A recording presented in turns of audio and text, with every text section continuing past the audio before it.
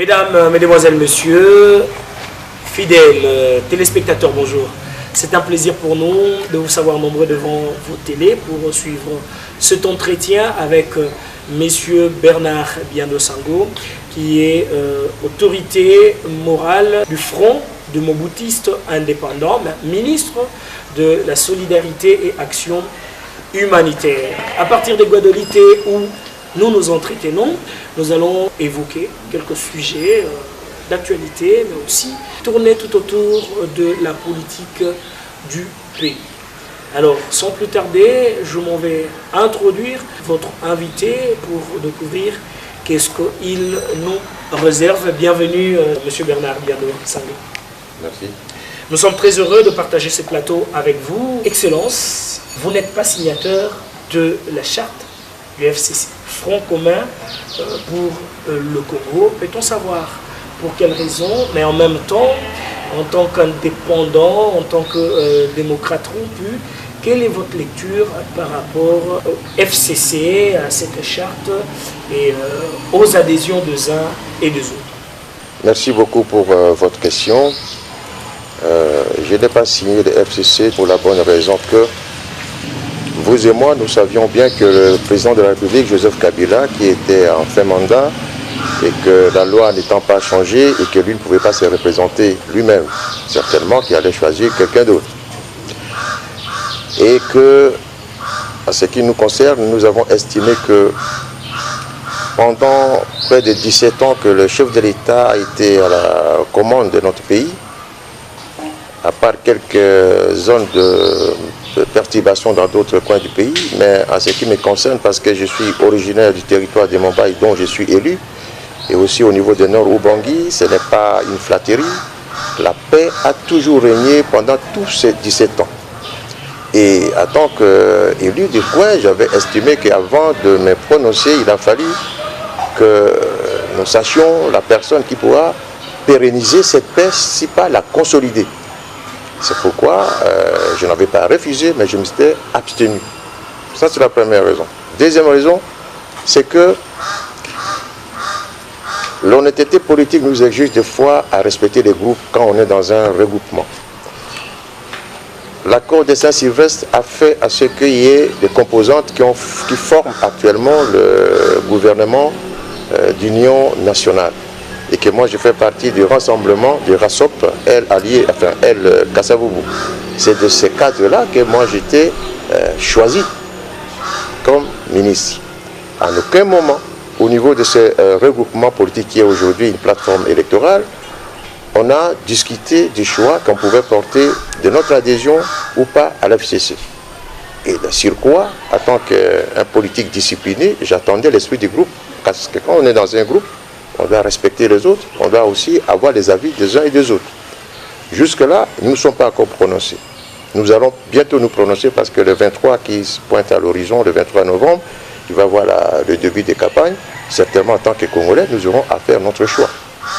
Et que si il s'avérait que notre choix fait à ce que cela porte sur le choix des candidats que FCC avait choisi, nous pensons que ça sera notre choix, mais qui cette fois-ci a été réfléchi en toute transparence, en toute liberté, et que j'estime que personne ne pourra nous en empêcher, parce que nous sommes Congolais, nous avons le droit de faire un choix. Faire un choix, vous venez de le dire, vous ne parlez pas au nom du RASOP El Kassavoubou, mais là vous parlez en tant qu'individu et intellectuel. La réponse que vous allez accorder à notre question tout de suite, quelle est la lecture que vous faites du candidat Emmanuel Ramazani Shadari, qu'on appelle candidat du FCC, mais qui est le candidat du peuple, qui se veut être au départ indépendant pour qu'il puisse bénéficier de l'adhésion ou du choix de tout citoyen congolais? Je connais tous les 21 candidats, particulièrement les candidats Shadari, en tant qu'ancien vice-premier ministre du gouvernement d'Union nationale, à qui j'ai eu à partager un moment de sympathie dans le travail qui nous liait. Je connais la personne et que ce que les gens doivent savoir, tous les gens qui voteront pour les candidats Chadari ne seront pas nécessairement FCC. Pour la simple raison que les choix électoraux, il y a beaucoup de choses qui entrent dans la ligne de compte. Il y a la sympathie, il y a des relations, il y a les liens familiaux et tout cela, et aussi les projets de société. Et même aussi les personnes. Bon, je donne un exemple, et comme ça un peu banal, en France par exemple, Jacques Chirac, qui était un président de droite, n'avait pas hésité de ne pas choisir Sarkozy qui était son poulain, mais choisi par contre François Hollande qui était de gauche, tout simplement parce qu'il estimait qu'avec François Hollande, les rassemblements et l'unité des Français seront privilégiés. Donc, les sondages, même pendant les élections, varient. Donc, quelqu'un qui peut opter pour tel ou tel candidat et juste à la dernière seconde, même devant lui, il peut changer d'avis et il vote selon son sentiment et selon son vouloir. Pour cela, je pense que notre plateforme électorale décidera et nous ferons les choix conséquemment selon, comme j'ai dit, l'intérêt de ce qui sera la pérennisation des paix et de l'unité, surtout dans le territoire de Mumbai et dans le nord Ubangi en général, ce qui en tant que Mobutiste, pour moi, ce sont des mots sacrés qu'il faut maintenir pour la cohésion et du moins pour le développement de notre pays, parce que sans la paix, on ne peut rien faire. Bernard Biando Sango, vous venez de parcourir une partie de la province du nord Ubangi. Nous nous retrouvons ici au niveau du chef-lieu. Quelle est la lecture que vous faites de la province que vous avez connue, de la province que vous voyez et de la province que vous voulez avoir demain? Il n'y a pas une fatalité à tout ce que nous connaissons actuellement parce que vu certaines perturbations qui arrivent à beaucoup d'autres pays, nous n'avons pas suffisamment évolué dans les cas de développement en ce qui concerne certaines situations sociaux de base, par exemple des routes, l'électricité, nos hôpitaux, des fois qui sont un peu vestus. Mais moi, je suis optimiste. Moi, je pense que notre province que nous avons connue est en évolution. Il y a d'autres choses qui ont été faites, d'autres non. Mais ce qui est important, c'est que nous continuons à persévérer pour que dans l'avenir, avec l'unisson, ensemble, nous croyons que nous allons sortir de notre pays en général et notre province en particulier dans les petites difficultés qui se trouvent actuellement. Parce que c'est l'homme qui doit faire des efforts pour avancer les choses. Monsieur le ministre, les élections s'annoncent clairement. Quelles sont les mesures que vous avez pu prendre sur terrain pour préparer la base, votre électorat, à affronter les élections et en même temps, croyez-vous à ces élections? Je crois les élections sont irréversibles parce que ce n'est que par les élections qu'on pourra renouveler la classe politique, légitimer nos institutions. Ça, c'est quelque chose de certain. J'ai continué à mobiliser ma base, à aller prôner la paix comme vous avez vu vous-même depuis notre arrivée, je ne cesse de le dire. Ce n'est que dans la paix, dans l'unité que nous aurons à construire notre pays, notre province. Je les sensibilise et je pense que, comme vous l'avez constaté, ma base me fait confiance et il croit en moi. Et que, comme j'ai dit tout à l'heure, bientôt les élections vont arriver, nous allons nous décider des choix à porter sur nos candidats à divers niveaux. Éventuellement, les 5 ans à venir, nous aurons à confier la gestion et c'est pas la destinée de notre pays à quelqu'un. Je pense que, comme j'ai dit, je suis un homme discipliné. J'attends la vie globale de notre plateforme électorale. J'aurai aussi mon avis, mais je pense que nous allons converger vers la même direction. Je donnerai un mot d'ordre pour la personne à qui nous pensons qu'il va nous conduire dans la bonne destinée et consolider, comme je l'ai dit tout à l'heure, la paix et l'unité que le président Kabila jusqu'à aujourd'hui, du moins dans le territoire de Mumbai et dans la province de Nord Ubangi, nous bénéficions de cela. Bernard Biando Sango, certains politiciens offrent à boire, à manger à la population, mais en suivant votre séjour dans une partie de la province du Nord Ubangi, vous offrez par contre des infrastructures scolaires, hospitalières à la population. Pour quelles raisons vous le faites au lieu de donner à boire et à manger comme font les autres? C'est question de vision et question d'option. quand on donne à boire à quelqu'un, c'est quelque chose d'éphémère, et ça fait partie peut-être de l'effervescence électorale, mais un politique, on le reconnaît par les traces qu'il laisse. J'estime que si je suis ministre aujourd'hui, c'est parce que j'ai été à l'école.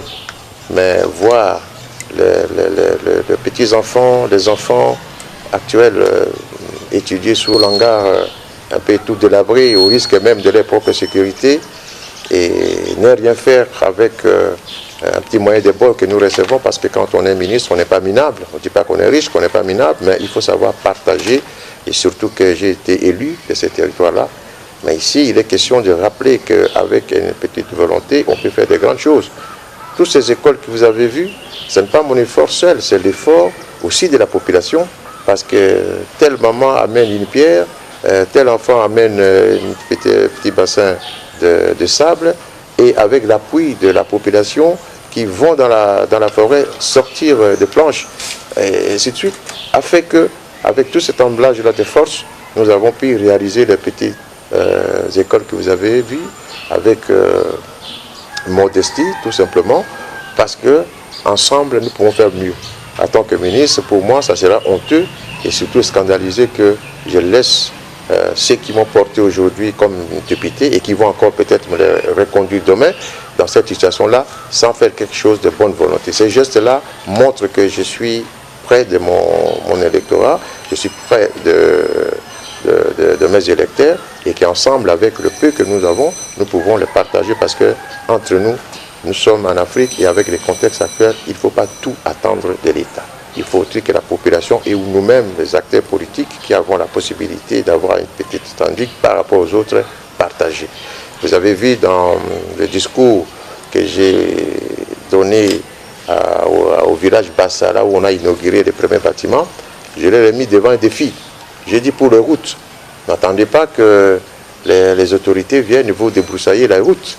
Et je l'ai remis devant leur conscience. J'ai dit, je reviens à la fin de ce mois, tel village, essayer de faire jonction avec l'autre, débroussailler, dégager les routes. Faites les petits cantonniers manuels volontaires, je verrai la suite, et à ce moment-là, vous aurez de moi un cadeau que vous serez très content. Je les ai mis à l'épreuve, et je pense que je souhaite, et je crois que vous serez avec moi pendant la campagne. Nous verrons. S'ils le font, c'est qu'un leader politique qui est aimé par sa base et que sa base l'écoute, s'il y a un mot d'ordre qui est donné pour un travail collectif pour l'intérêt général, et que si tout le monde s'y met, je pense qu'on aura allégé la tâche beaucoup à l'État, et que nous-mêmes nous aurons à faire preuve d'un développement, alors que selon certaines idées, beaucoup pensent que tout doit venir d'ailleurs, alors que nous-mêmes nous pouvons déjà faire un pas pour que l'État vienne compléter ensuite. Excellence Bernard Luyando Sango, quel est votre plus grand regret de la scène politique congolaise? Ou depuis que vous êtes actif dans la politique, votre plus grand regret? Mon regret, c'est que beaucoup de politiques, moi je ne dis pas que je suis sain, j'ai peut-être mes défauts, mais beaucoup de politiques ne sont pas trop sincères et qu'on ne joue pas franc jeu. Hein, j'ai dit tout à l'heure l'adhésion dans le FCC. Je pense que quand on est dans un groupe, on doit respecter l'esprit du groupe. Parce qu'une abstention n'est pas un refus. Le fait de s'observer afin de faire un pas et d'observer là où nous allons n'est pas interdit, et surtout que nous sommes en démocratie. Ici, il est question seulement de constater une chose, que le chef de l'État est un fin stratège. Parce que les gens qui ont adhéré à FCC avant qu'ils connaissent l'homme en question, parce que le chef a surpris les gens agréablement, la personne a eu l'adhésion de tout le monde. Bon, si la personne qui a été choisie par les chefs n'atteint pas l'unanimité, qu'adviendrait-il à ce moment-là? C'est pourquoi je pense qu'en politique, surtout en ce qui me concerne, et de tous ceux qui sont collègues ou membres conditions dans les RASOP, le fait d'aller vite, c'était comme on allait en individualité, alors que quand nous sommes entrés dans le gouvernement, nous sommes entrés en groupe. Donc dans la vie politique congolaise, je pense que les gens doivent apprendre à être sincères politiquement, et qu'il faut qu'il y ait le dialogue pour que dans un groupe, qu'on arrive à dégager des points de vue des uns des autres pour pouvoir avancer. Mais j'ai souvent constaté que pour une raison ou pour une autre, on peut être en groupe et du coup, sans savoir les fondements de ce qui vous unit, et on prend position comme ça, pour une raison ou pour une autre, qui sont peut-être des raisons personnelles, et des fois ça déséquilibre le classe politique, ce qui fait qu'il y a trop de scissions. C'est parce que les gens n'ont pas l'esprit d'équipe. On sait régler, c'est cela. Je pense que dans l'avenir, il faudra que les gens arrivent à comprendre quand on est dans un groupe, on doit être unis et on doit se concerter pour que quand il y a une situation un peu comme celui-là, qui doit faire à ce qu'on doit décider collectivement pour l'intérêt global de notre pays, il faudra qu'on soit toujours ensemble, que des fois se quereller et prendre des distances chacun à sa manière pour des intérêts, bon, je ne sais pas, qui restent un peu serrés pour chacun, mais je pense que c'est ça mon regret. Il faut que nous soyons unis et que nous soyons surtout sincères. Il ne faut pas mentir à la population et quand on n'est pas d'accord avec quelque chose, il faut le dire sans haine, mais le dire par conviction, parce que même au sein des mêmes partis, on peut avoir une divergence qui peut être une divergence positive pour l'intérêt du pays. Et que, puisque nous sommes à la démocratie, sur 10, si vous êtes minorisé, vous acceptez le verdict des autres, et c'est ça aussi. Mais ici, il n'est pas souhaitable que les politiques se comportent comme des gens qui suivent ou qui ne réfléchissent pas ou qui vont pour des intérêts, et ce qui nous décrédibilise auprès de la population.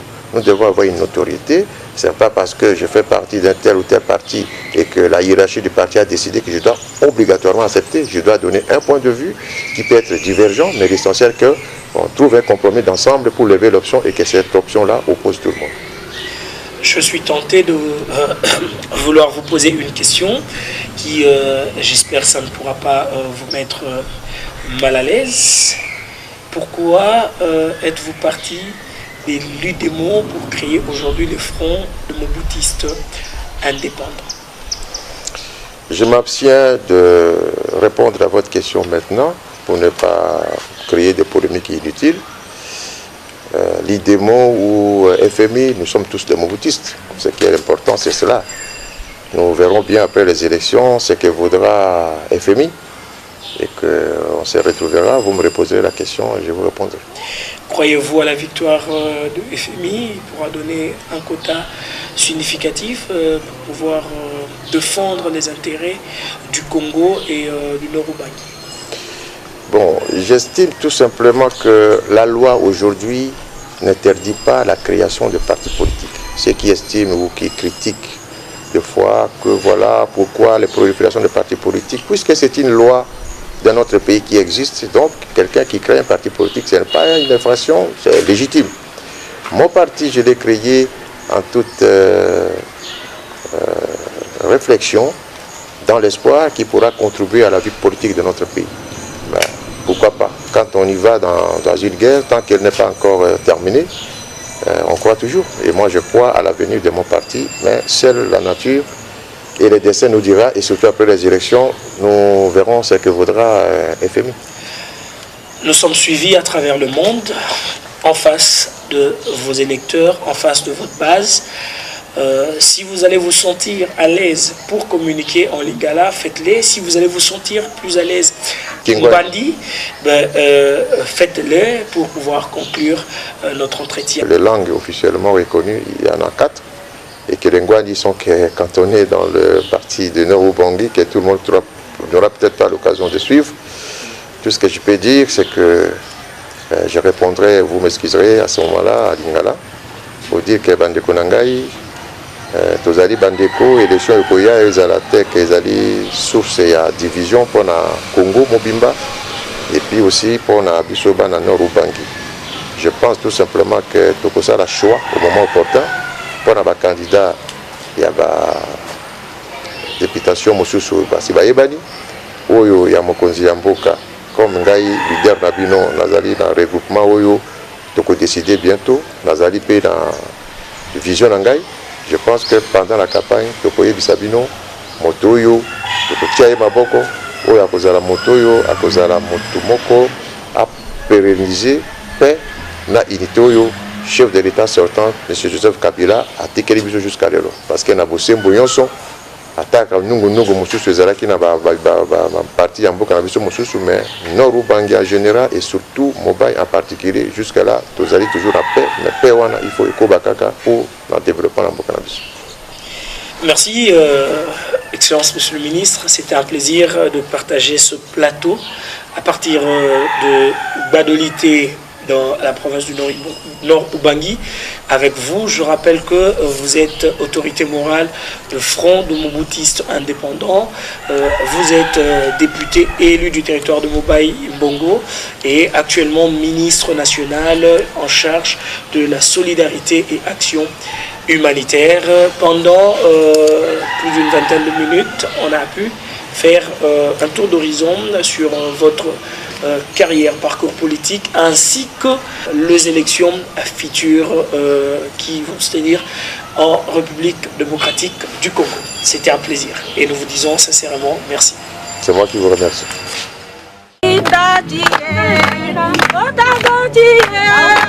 Ani munai